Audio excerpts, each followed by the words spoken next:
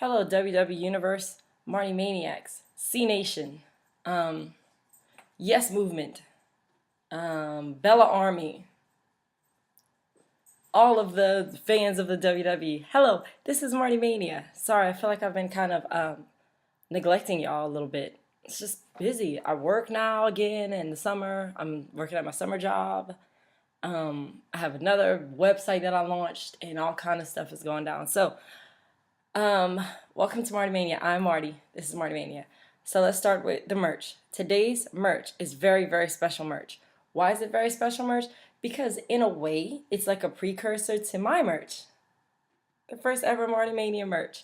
It's a really old present someone gave me a long time ago, but I wanted to share it because I decided it's my merch. So screw y'all. It's my merch. So this is my shirt. On the front, it says Rocker Girl. Not quite sure why he put Rocker Girl instead of Rocker Chick, but you know. But on the back, Marty, that's me.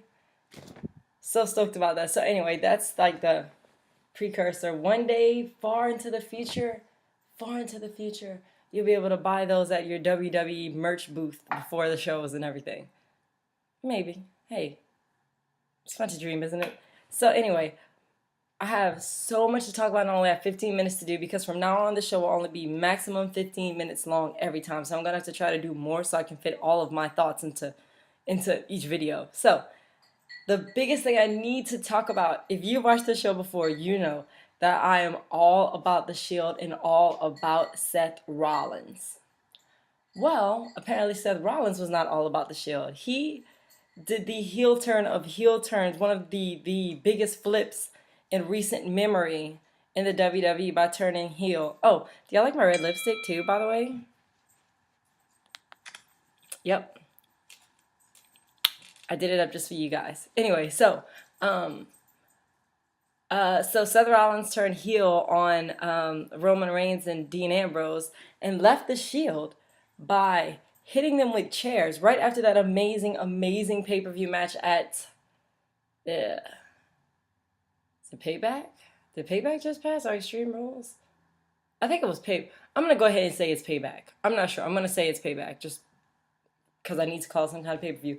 They had this amazing match with Blue Tista. Who told this dude to wear blue? Anyway, so it was Evolution versus the Shield, and a match everyone was waiting to see Dynasty. It was a great match. It was pretty awesome. It was pretty awesome. It was pretty awesome. The match was great. It was one of the best matches like anyone's seen in a really long time. Seth Rollins jumped off the Titantron. It was pretty cool. It was a great match if you didn't see it. The Shield wound up being victorious. So the next day, Triple H comes out. He's talking about all this stuff like, oh, you guys always see, you always have to have a plan B on the game. Triple H, look at my nose, I'm rich. And he freaking, so he's talking about having a plan B and everything, and he's like, y'all don't know anything. Y'all don't have a plan B like we do. Oh, Batista quit earlier that day, so there was a void in Evolution. So they're talking. Dean sitting down talking, Roman sitting down talking. You see Seth kind of start to fade to the back. He picks up a chair. I'm thinking he's going to go hit, you know, the Evolution guys with the chair. He turns around out of nowhere and pop. I think he hit Roman Reigns first. Hits Roman Reigns. The crowd went in freaking insane. I was so surprised. Everyone was surprised. No one called it. Everyone thought Dean was going to be the heel and Roman was going to be the super ultra mega face, kind of leaving Seth in the middle with just kind of hanging out, waiting for creative to find something for him to do. This heel turn was so good for so many reasons. One, like I said, all the little dirt sheets, all the little people that now know, oh, heat means bad and being high on someone means good. All those people, nobody saw it coming. It came from left freaking field. It was awesome.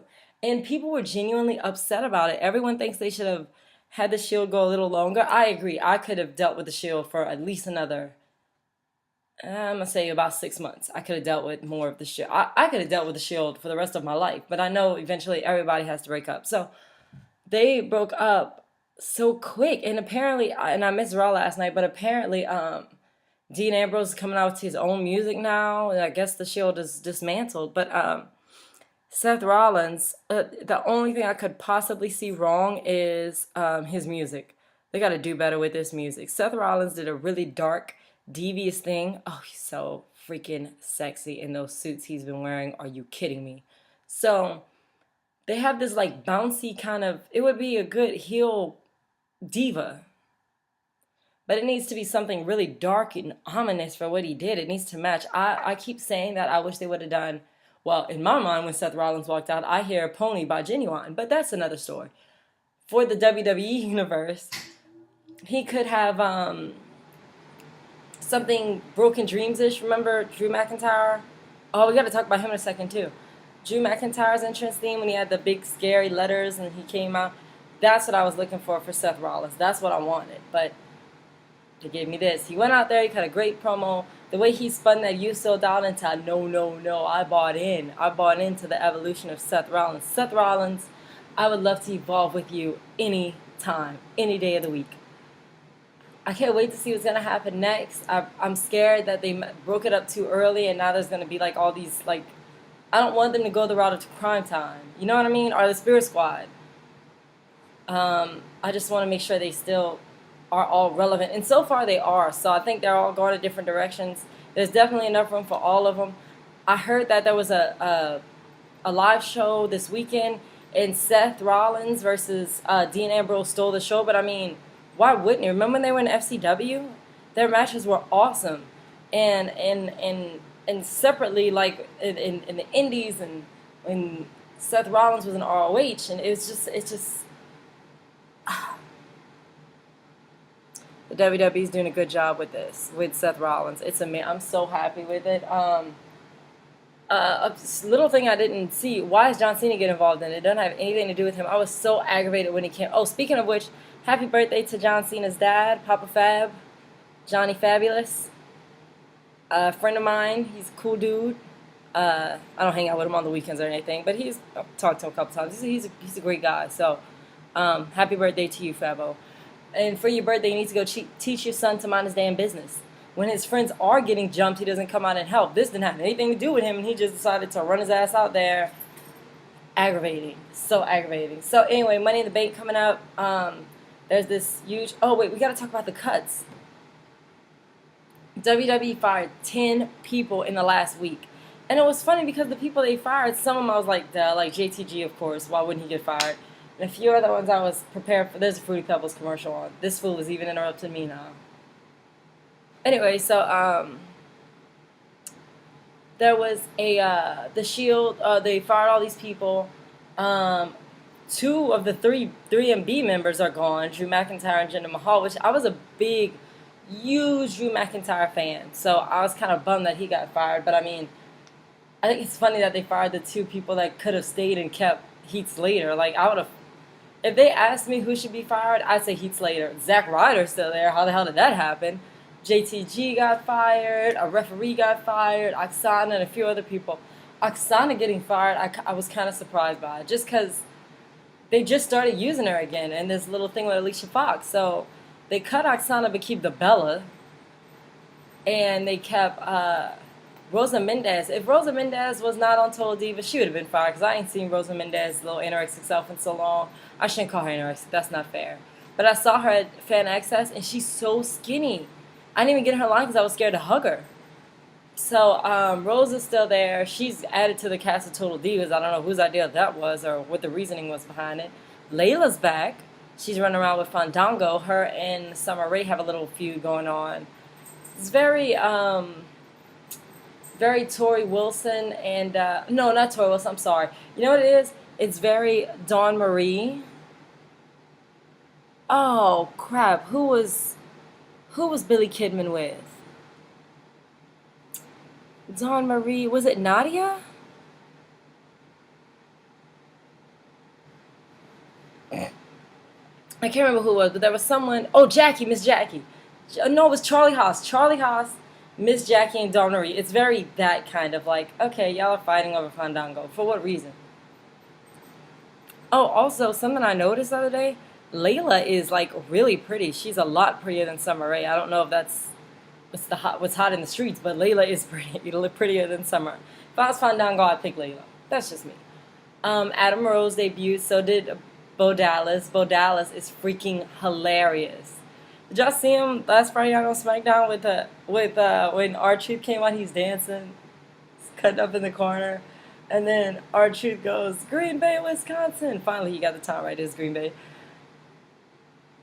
And then Bo takes the mic from him and he goes, "What's going on?"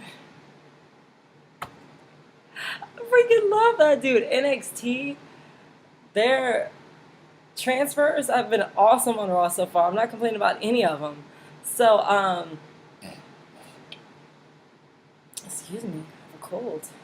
So, um, Bo Dallas is there. Bray Wyatt is still kicking ass. I mean, Bray Wyatt is just amazing. I'm so excited for him. There's a rumor going on that AJ and CM Punk got married. And here's what I think is so funny about the whole thing. They were engaged, yes. Punk said that himself. I heard him say it, so that's good news. But then someone decided to say they got married on Friday the 13th, and everybody just believed it. Like, no one. Nobody, it didn't come from any of his friends or family. It didn't come from Scotty Goldman, the Bacon Destroy girl, the Paramore girl, Lita, Caitlyn, Big E. No one that knows either one of them said this, and yet everyone was like, okay, sure. Congratulations, Punk and AJ. But, guys, y'all gotta stop being so damn gullible. You didn't even hear it from anybody. Why would you just say, yeah, it must be true? Because NoDQ.com and PW Insider reported it from a source, or sources say? No one actually said it. As much as Punk's friends put his business in the street every 5 minutes, someone would have said it if it really happened. I'm not saying it did or didn't happen. I'm just saying we kind of don't need to jump so quick to believe these rumor sites. That's y'all get it together. That's ridiculous. What else? AJ's still not back, and she better hurry up because the way CM Punk is CM Punk chance, they haven't even noticed AJ's missing. So by the time she gets back, I'm scared that they're gonna already put probably Paige. I'm seeing it being Paige. Paige will be the main girl, and no one will need AJ. And then all that work she did, the hard work, the love she has for that company, she'd have blown it all sky high for a man. Women are some stupid bitches sometimes. Sorry, girls, but it's true. Some of y'all just make some bad decisions. That was me. I was in that position. Honey, I don't even think I'd date anybody. I'd be so in love with working in the company that I don't even think I'd have time for dating CM Punk. That's ridiculous. But who knows? Maybe they'll be the next Stephanie McMahon and Triple H. Take that comparison. Hold that comparison in your head for a little while. I just compared CM Punk and AJ Lee to Triple H and Stephanie McMahon. Oh my God. Triple H. CM Punk and AJ would be so pissed about that, but that's exactly what it is. Y'all got together on TV. And I thought it was funny that AJ was so against the Total Divas girls. They're like, you just date people to get famous. I have talent to be famous. Yeah, she's dated half of the locker room. Like, come on, AJ, baby. You got to get it together. I feel like I sped through this, but I touched on all the points that are important. I haven't seen this week's Monday Night Raw, so I'm going to watch it Saturday on the replay on Universal. If you have Universal Network, know that they play all the WWE shows back to back on the loop Saturday nights, so that's how I usually catch up to it.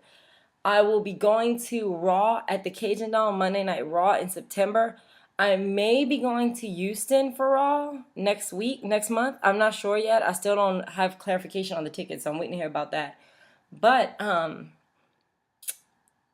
think that's it. That's all that I needed to talk about this week. I will see you next week, hopefully, with another 15-minute show. So tweet me at Marty05 for me, Marty_05 for me, at MartiMania for the show. And until next time, try not to tap out. Bye. Watch Money in the Bank.